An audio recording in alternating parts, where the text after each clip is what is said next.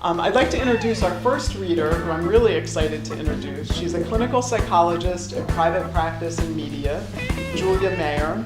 Julie is going to open our reading with an excerpt from her novel, which has just been published, about the relationship travails of a hardworking neurotic psychotherapist. I think you'll recognize the truth of its basic premise, that those of us in the psychotherapy profession aren't so very different from our clients. It's a funny, insightful, and moving book. You can purchase it here today. We have copies for the break or afterwards. And it's also available on Amazon, so you can get lots of copies for your friends and relatives for presents and other activities. So I'm going to introduce Julia.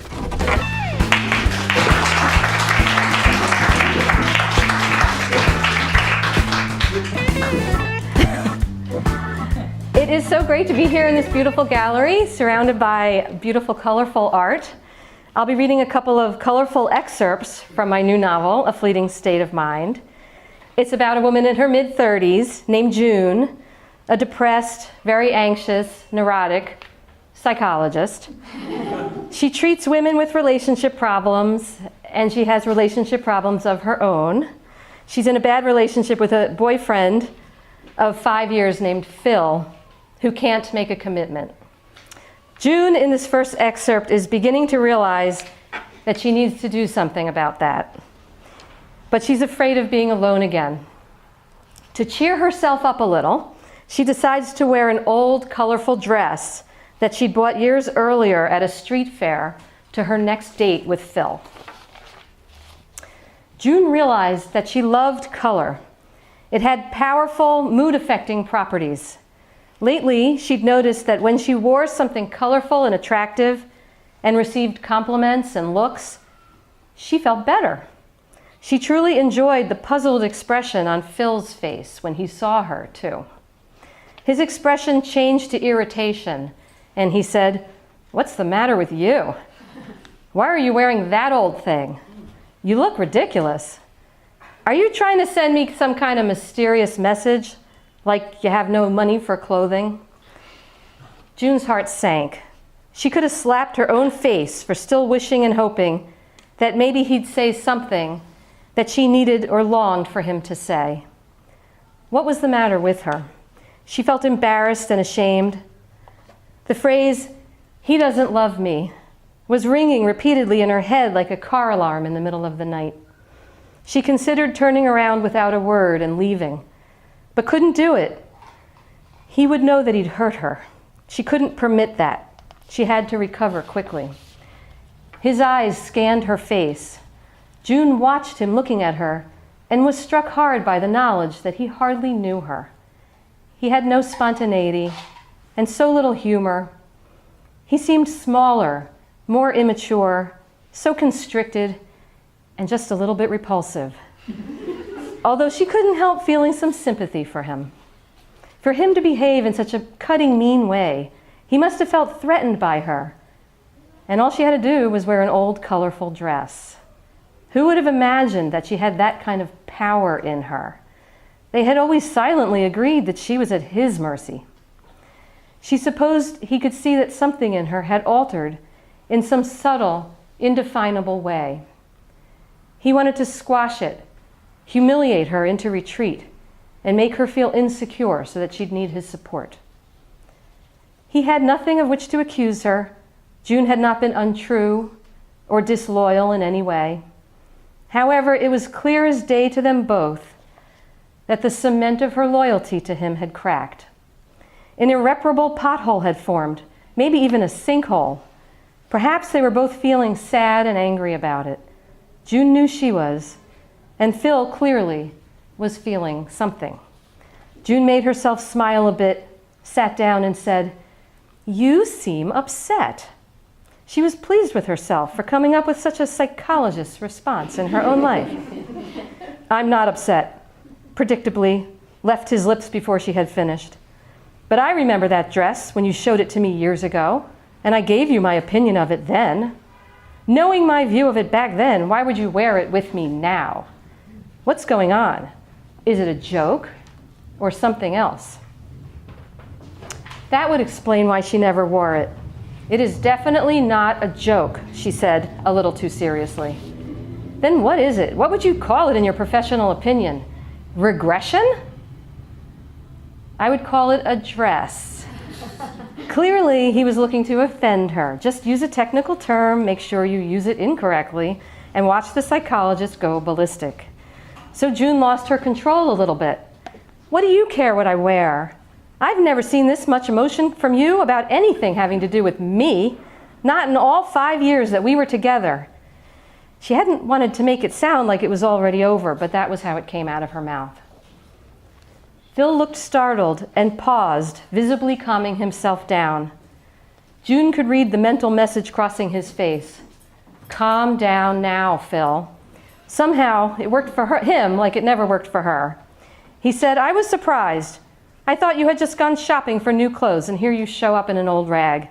But of course, you can wear whatever you like. What would you like to order? I have to get home to do some work tonight." Not long after that dinner, June gets up early one Saturday morning and goes down to the filthy basement laundry room in her apartment building. The weather is cold and wet, and she's feeling very depressed. She entered the dusty, ancient-looking, lint-filled room, and to her surprise and horror, a good-looking guy was pulling his wash out of the washing machine and putting it into the dryer. There were 2 washers and 2 dryers, but only one dryer was actually capable of drying clothes. The other broken one just completed the set.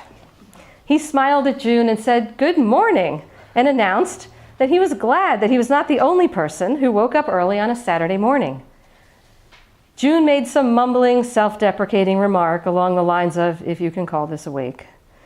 She wanted to drop the laundry and run. She was unwashed, wearing sweats, and carrying an overstuffed basket of rancid laundry.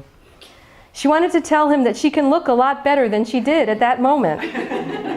He shouldn't be afraid. Then she wanted to cry. Instead, she stood there looking at him like an idiot. He smiled kindly and generously told her that she looked comfortable, the way people should look on a Saturday. It turned out that he lived a few floors above her, off to the other side of the building in a 1-bedroom. He had only lived there for a few months and was finding it pleasant.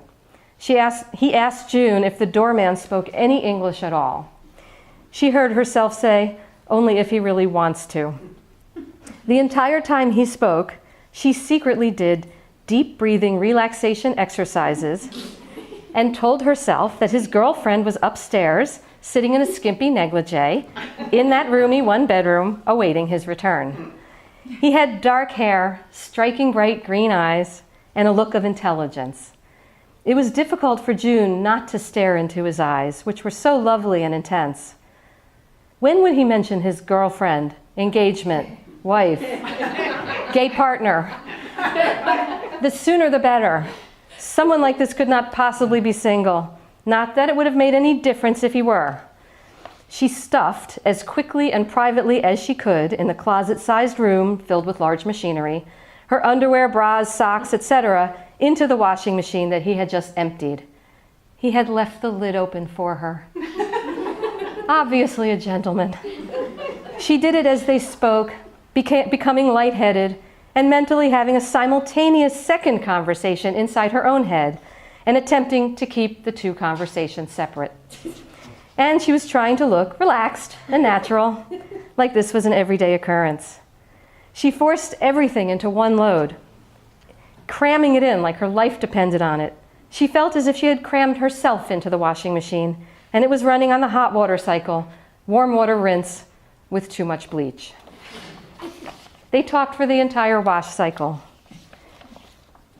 June began to move her stuff to the dryer and was shocked to notice that her underwear and bras were all pink and scarlet. She owned only beige and white underthings. Gasping, she heard herself say, "Oh no!" He looked over. June had turned from light beige to scarlet herself by then. She wished that she hadn't said a thing or even opened up the washing machine. She could have waited until he left the room. Or she could have just continued on as if nothing were unusual, as if all of her underthings had always been that color. But it was too late. She felt like biting off her own tongue. He looked so concerned and said, "Oh no, it's my fault. My new red shirt. I don't have it. I must have left it in the washing machine." "You must have used hot water. I'm so sorry." He didn't seem the least bit embarrassed, just truly sorry. He asked if he could pay her to replace everything that was ruined. She couldn't allow that. She tried to take responsibility for the whole thing by saying that she should have checked the machine before putting her things in. He insisted that he should have checked before leaving it free for her to use. June had begun to wish that she might dematerialize. He tried to insist on paying her, and she absolutely refused. They both laughed awkwardly. He finally claimed to need to get back to his apartment, and did leave and did not ask for her number. Of course not. She probably wouldn't have been able to remember it anyway. Her head was full of lint. A little while after he left, she began to breathe again. Unfortunately for her, they had exchanged first names. It gave her something to cling to. He'd told her that he liked her name, so she couldn't refrain from repeatedly thinking about that, as if it were some secret communication code that she had to break. His name was Michael. June had always liked that name. For the entire week that followed that Saturday morning, she walked around thinking about Michael, going over the minutiae of their conversation, and wearing red and scarlet underwear under her drab black clothing. No one else knew. It was their little secret. She was overcome by the intense pain of infatuation. He had changed the color of her underwear. She was sure that in some countries it would be considered akin to a marriage proposal. Thank you.